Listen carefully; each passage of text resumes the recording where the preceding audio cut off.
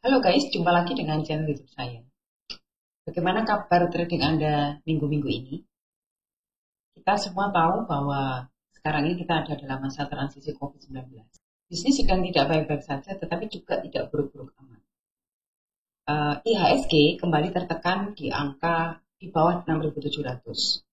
Nah, tetapi hal ini tidak saja terjadi di Indonesia. Hampir semua negara mengalaminya. Di Amerika, kecuali saham-saham big cap dan saham teknologi, tekanannya lebih kuat. Saham teknologi pun hanya yang berbasis artificial intelligence. Seperti misalnya Nvidia, yang saat ini merupakan produsen chip yang banyak dipakai untuk membangun AI. Bagaimana dengan saham-saham sektor teknologi di Indonesia?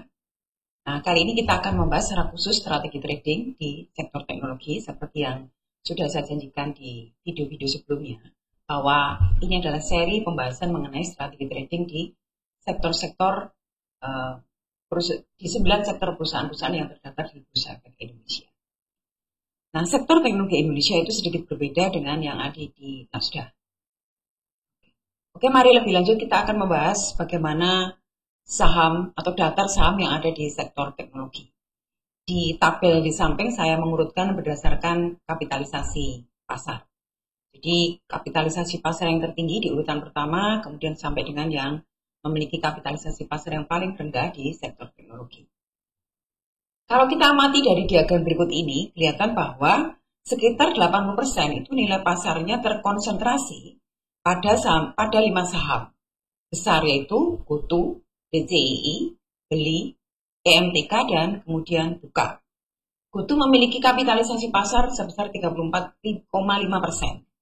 Kemudian diikuti oleh DCII 23,1%, lalu ada Beli 14%, kemudian EMTK 11,3%, dan di peringkat kelima, 5 besar adalah Buka dengan 5,5%.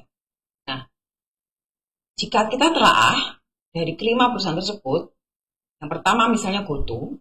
Nah, GoTo ini adalah induk dari Gojek Tokopedia yang sahamnya 10% itu dimiliki oleh Taobao yang merupakan anak perusahaan dari Alibaba. Kemudian SVC Singapura itu memiliki 9%, pemerintah Singapura memiliki 6%, dan selebihnya sebesar 70% itu terdistribusi pada pemilik saham minoritas yang kepemilikannya di bawah 5%. Nah, bagaimana dengan DCII?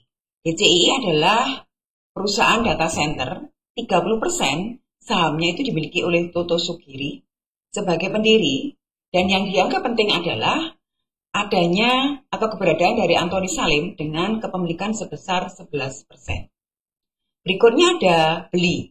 Beli adalah bibli.com, di mana 80% dari sahamnya itu dimiliki oleh Global Investama Andalan, yang merupakan holding dari grup Jarum.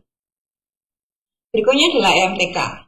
EMTK sebenarnya adalah perusahaan holding yang bergerak di bidang media dan teknologi. Nah, di antaranya adalah SCTV, kemudian Indosiar, Rumah Produksi, dan Bukalapak. Selanjutnya ada Buka. Buka ini adalah bukalapak.com, dikendalikan oleh EMTK melalui anak usahanya Kreatif Media Karya. Nah, kesimpulannya apa? Sementara kita bisa melihat bahwa kelima perusahaan yang berkapitalisasi besar tersebut itu ternyata memang dimiliki oleh grup-grup besar. Nah, oke, sebelum kita melihat lebih lanjut, mari kita lihat karakteristik dari perusahaan-perusahaan di sektor teknologi. Berikut ini adalah grafik dari earning per price dan PBV. Kalau kita lihat dari grafik tersebut, itu nampak bahwa ternyata semakin besar nilai pasar dari perusahaan tersebut, itu semakin kecil kemampuan dari perusahaan itu untuk menghasilkan laba positif. Tercatat dari 5 besar yang tadi kita sudah bahas, yaitu GoTo, DCII, Beli, EMTK, dan kemudian Buka, itu hanya DCII Data Center yang mampu menghasilkan profit yang positif. Secara price book value terlihat tidak ada relasi kuat antara nilai pasar dengan price book value. Tetapi memang ada indikasi bahwa perusahaan dengan valuasi tinggi itu akan cenderung mempunyai PBV yang tinggi jika mereka mampu menghasilkan laba bersih yang positif. Nah, Hal ini bisa kita lihat misalnya dalam contoh kasusnya saham DCI.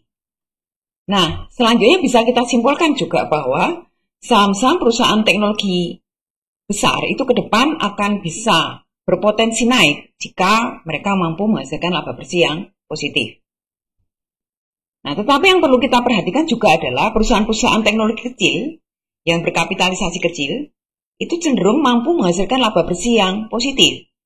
Tetapi masalahnya adalah mereka kurang mendapatkan apresiasi dari pasar, kecuali terjadi pada TFAS. Mengapa TFAS memiliki PBV yang cukup tinggi? Hal ini karena memang TFAS itu memiliki bisnis yang lebih real melalui si cepat dan statusnya sebagai produsen dari motor listrik. Sedangkan perusahaan-perusahaan yang berfokus hanya pada software development, seperti misalnya WIRG dan Kren, itu cenderung tidak diapresiasi oleh pasar karena pasar melihat bahwa bidang mereka sangat fragile.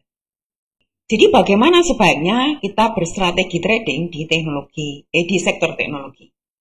Oke, yang pertama, jika Anda berani berspekulasi jangka panjang, maka saham-saham dengan kapitalisasi besar itu tentu akan menjadi pilihan yang baik karena memiliki potensi untuk harga sahamnya naik ke depan jika mereka berhasil mencetak laba positif.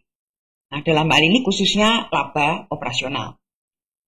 Yang berikutnya adalah pilihan perusahaan tidak saja pada perusahaan-perusahaan yang berfokus kepada software development.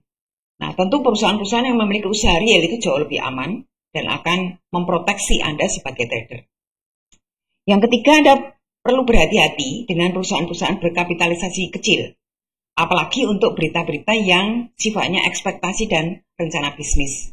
Karena bagaimanapun perusahaan-perusahaan berkapitalisasi kecil, secara risiko, dia lebih memiliki risiko yang lebih tinggi, terutama juga kalau kita tadi pelajari bahwa memang perusahaan-perusahaan kecil itu biasanya tidak di-backup oleh grup-grup besar.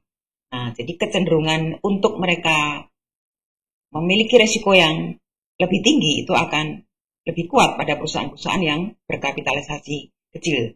Nah, sehingga Anda perlu sangat berhati-hati untuk memilih saham-saham perusahaan dengan kapitalisasi kecil. Meskipun memang di atas kertas kita melihat bahwa saham-saham dengan kapitalisasi kecil itu justru berhasil mencetak laba yang positif. Tetapi memang masih memberikan keraguan bagi pasar karena melihat bahwa bidang usaha mereka memang cukup fragile. Kecuali perusahaan-perusahaan tersebut itu memang mendampingi atau memiliki usaha lain yang lebih real.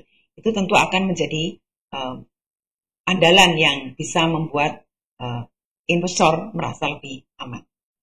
Hal ini simetris dengan apa yang dinyatakan oleh Pak Boy Thohir yang memberikan tekanan untuk perlunya Tokopedia itu segera mencetak laba, sehingga ke depan harga saham mereka akan cepat naik atau akan diikuti oleh kenaikan harga saham. Karena kita lihat bahwa memang perusahaan-perusahaan yang berkapitalisasi besar itu memang punya kecenderungan atau punya potensi untuk harga sahamnya naik sepanjang mereka bisa menghasilkan laba bersih yang positif. Dan itu menjadi tantangan besar bagi perusahaan-perusahaan sektor teknologi yang berkapitalisasi besar. Oke, demikian ulasan saya.